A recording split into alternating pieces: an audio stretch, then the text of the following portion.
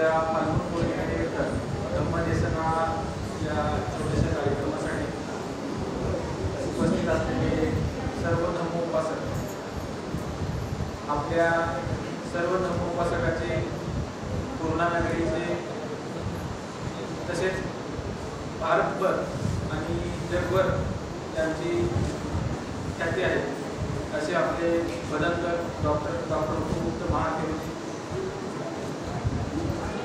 इथे जमलेले सर्व माझे मित्रमंडळी आणि धम्मोपासक. मी ज्या वेळेला पूर्णा इथे चार्ज घेतला जानेवारीच्या 19 तारखेला, मी 29 तारखेला परभणीला चार्ज घेतला, 30 तारखेला इथे आलो आणि आल्यानंतर पहिल्या तासाभरातच मला कळालं की उद्या आणि परवा म्हणजे 31 आणि 31 जानेवारी 3 फेब्रुवारी या 2 दिवशी आपल्या इथे धम्म परिषद आहे जागतिक दर्जाची आणि जगभरातनं बरेचसे गुरु इथे येणार आहेत. तर मग मी कोणतंच काम केलेलं नाही तिथं आल्यापासून. पहिल्यांदा या कार्यक्रमाची नेमकी रूपरेषा काय, हा कार्यक्रम किती आहे, या कार्यक्रमाला किती लोक येतील, आपल्याला सोय कशी करणे गरजेचं आहे, आता पालकमंत्री आपल्या इथे येणार होते. या दृष्टीने मी लगेचच या दिवशी प्रकाश कांबळे साहेब आणि आपले बनतेजी यांना येऊन भेटलो आणि त्यानंतर इथं मी सगळं त्या कार्यक्रमाचा एक आढावा घेतला. त्याच्यानंतरचे 2 दिवस आमचे पूर्ण या धावपळीत गेले या नियोजनात. पण त्या नियोजनामुळं तो कार्यक्रम एकदम चांगल्या पद्धतीनं 10-12 हजार लोकांपेक्षा जास्त लोकांची ॲट ए टाइम गर्दी होती. एखादी लाख लोक त्या 2 दिवसामध्ये येऊन जाऊन गेले असतील, पण ॲट ए टाइम 10-12 हजार लोक या कार्यक्रमासाठी उपस्थित होते. रात्री उशिरापर्यंत तो कार्यक्रम चालायचा. अतिशय चांगल्या वातावरणात तो कार्यक्रम पार पडला. पोलीस प्रशासनासोबतच बनतेजी, प्रकाश कांबळे साहेब आणि त्यांचा सर्व टीम यांचं पण सहकार्य आम्हाला द्यायचं होतं. तर ती माझ्या इथल्या कारकिर्दीची पूर्णाची सुरुवात म्हणजे तर धम्मपरिषदेपासून झालेली सुरुवात आहे. असेच कार्यक्रम आपल्याला भरपूर करायचे आहेत. पण आजचा जो दिवस आहे धम्मदेसनेचा, उपासनेचा, हा एकदम चांगला दिवस आहे. गौतम बुद्धांनी एका वेगळ्या काळामध्ये आपल्या देशाला हा धर्माची शिकवण दिलेली आहे. ज्या वेळेला कर्मकांडाचं अस्तित्व फार मोठ्या प्रमाणामध्ये आपल्या देशामध्ये होते, त्यावेळेला समाजाला एक नवी दिशा देण्याचं काम गौतम बुद्धांनी केलेलं आहे. आता बनतेजींनी जी गोष्ट सांगितली की एका राजाने गौतम बुद्धांवर एक हत्ती पाठवला शाळेला की त्यांना उचलून टाकताना मारून टाकलं.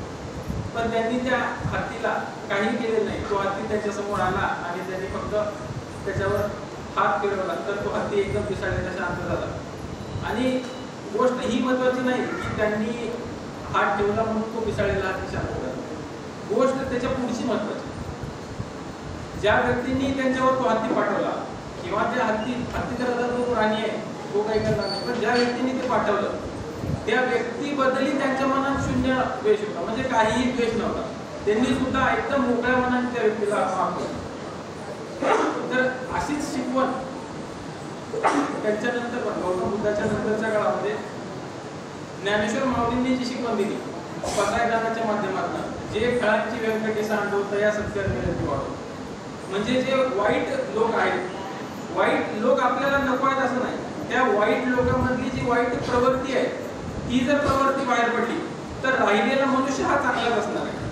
त्याच्यामुळे त्यांनी जी प्रार्थना केली त्या पसायदानामध्ये ती की त्या वाईट मनुष्यातलं ते वाईट पण खलत्व जे आहे ते गळून पडू द्या, ही प्रार्थना त्यांनी केली. ही प्रार्थना त्यांच्या अगोदर गौतम बुद्धांनी ती सांगितलेली आहे की त्या अजातशत्रू या राजाचा तो राजा वाईट नाही, त्याच्यामधली जी प्रवृत्ती आहे ती वाईट आहे, ती प्रवृत्ती दूर व्हावी अशी गौतम बुद्धांनी ती अपेक्षा केली आणि त्यांना माफ करून टाकली. ही हे जे मोठेपण आहे हे आपल्या भारतामध्ये असं चालत आहे. तर आपण हे घेत असतं त्या ह्याच्यामध्ये घेत असतात.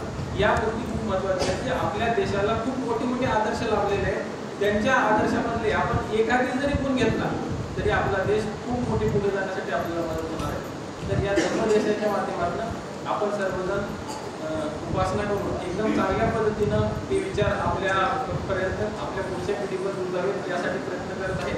याकरिता मी आदरणीय बनतेजी तसंच प्रकाश कांबळे साहेब आणि त्यांची पूर्ण बुद्ध विहाराची टीम यांचा मी आभार मानतो आणि हा कार्यक्रम असाच याच्यापेक्षा चांगल्या पद्धतीनं दर रविवारी आणि आपल्या पौर्णिमेच्या वेळेला प्रत्येक वेळेला अशा चांगल्या पद्धतीने चालत राहू याच्यासाठी त्याला शुभेच्छा देतो आणि थांबतो.